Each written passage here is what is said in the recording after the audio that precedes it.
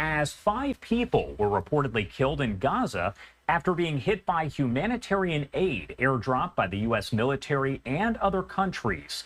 The Hamas-run Palestinian Health Ministry seeming to confirm the reports, which had been reported by Palestinian and Israeli media after video today purported to show people hit by the falling aid in the Al-Shadi refugee camp that is over in northern Gaza.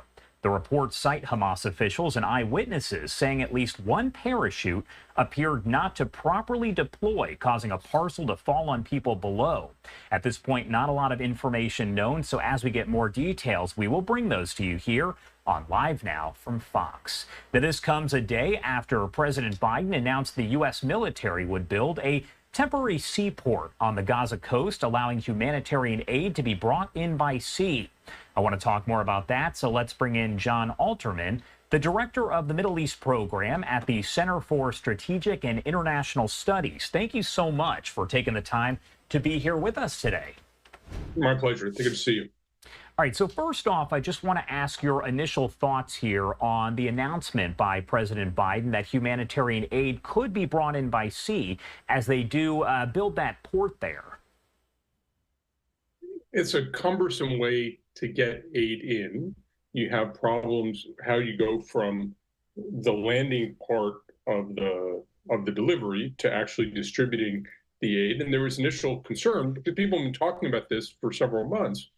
There was concern that people would rush the seaport, so you have to protect the dock from people trying to get access to the food. It is completely not only inadequate for the amount of aid that needs to come in, but it's going to take months to build. I think this is something that is one element, but it certainly doesn't begin to address the profound humanitarian issues in Gaza. It doesn't obviate the need to get more aid in, both through the crossings that are currently open in Rafah and Kerem Shalom, and they're also reportedly talking about opening the Carney checkpoint that would bring more aid in. But you really have, with millions of people in Gaza, there have to be more ways to get in support for millions of civilians who are vulnerable, all the children who are suffering from malnutrition. It's a horrible, horrible situation despite the war.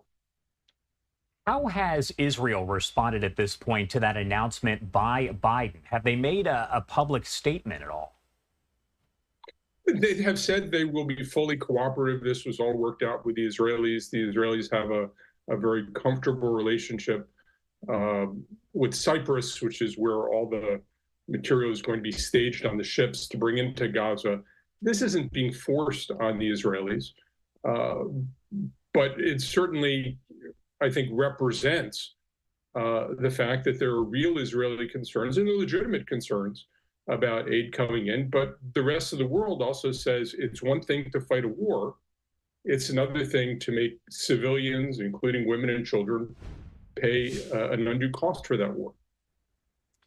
At this point, we have heard from Biden, we've heard from Israel, essentially saying that Hamas is holding up this hostage release and ceasefire deal that's been, at this point, kind of going back and forth for several months here. Why might Hamas not want to agree to this? Well, the first part is how much of this is bargaining and negotiating behavior and how much is the refusal to pursue a deal. And I think there's a lot of negotiating going on, a lot of public negotiating. I would have been surprised, and was telling people a week ago, I'd be surprised if there's something significantly in advance of Ramadan. Whether things will shift and things will get closer as we get to Ramadan over the weekend, whether this will fall apart. I think the Israelis have been talking less about an attack on Rafah, which was to coincide with the beginning of Ramadan, that was intended to apply more pressure. But, ultimately, Hamas is in a tough negotiation. They're trying to extract the best terms they can. They're trying to get the maximum benefit from the hostages they hold. The hostages include women and elderly people and sick people and children. And, I think for a lot of Israelis, there's a sense of, I can't believe we're even negotiating over this. It's not about soldiers. It's not about combatants. Hamas is holding civilians and holding, in the Israeli view, Palestinian civilians at risk in order to advance Hamas's interests. But I think Hamas is trying to extract maximum benefit. The Israelis are trying to ensure they get the maximum number of people out. The Israelis are bent on destroying Hamas as an organization before this is over. Hamas is bent on sustaining itself as an organization, and where all this actually is, where people portray it to be, where it's going, is, I think a mystery even to people in the negotiations, because everybody is a negotiator. You touched on this already, but when we talk about that Rafah offensive, does it appear that that is still imminent, like that is still going to happen? We've heard a lot less about it. I would imagine that Israel has to at least prepare for it, so it has a credible threat. I'm not sure Israel wants to go through with it because it could have some very negative fallout among important allies, including the United States and Britain. And you've seen some of the David Cameron statements on this and others. But I think the Israelis feel they need something to focus the mind, to create some deadlines, to get Hamas to make decisions about what it's willing to do. So I would guess that Israel is continuing to prepare, but it will be more measured, at least initially, than a lot of people were expecting several weeks ago. I do want to talk about some of the comments. You kind of mentioned it there, but from David Cameron over in the UK. To his comments essentially saying that they don't feel comfortable with the Rafah offensive, the thought of that. Is that what would be expected from the UK? Does it show any sort of shift in the UK's feelings about Israel and the war?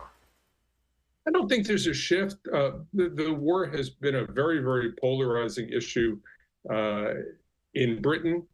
Britain, of course, has a more intimate relationship with Israel than many countries because of its mandate presence. It was the end of the British mandate in Palestine that created Israel and a Palestinian state that never actually came into being. But I think that David Cameron is in many ways channeling mainstream European positions, which is, yes, Israel has to fight Hamas. It's terrorists who are holding innocent women and children and massacre people in Israel. Absolutely fight Hamas. But you can't do it at the expense of innocent Palestinians or without regard for the lives of innocent Palestinians. And I think for a lot of people in Europe and some people in the United States, and certainly many, many people in the global South, there really is this sense that Israel absolutely needs to fight, but the way Israel seems to be fighting without regard to civilian suffering also isn't acceptable.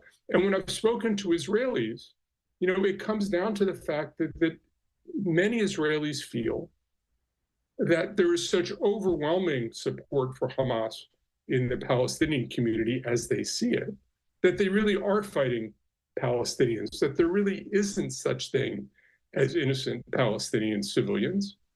And I think as the rest of the world looks, it says, but these people aren't innocent. And what about the cycle of radicalization and trauma you're setting off when you attack civilians brutally month after month? And again, where this all settles down, and you're seeing, I think, the Biden administration recalibrating a little bit. You're seeing Britain trying to move a little bit. You haven't really seen people talking in the Israeli press and in the Israeli public about Palestinian civilian suffering. And I think that gulf is getting larger.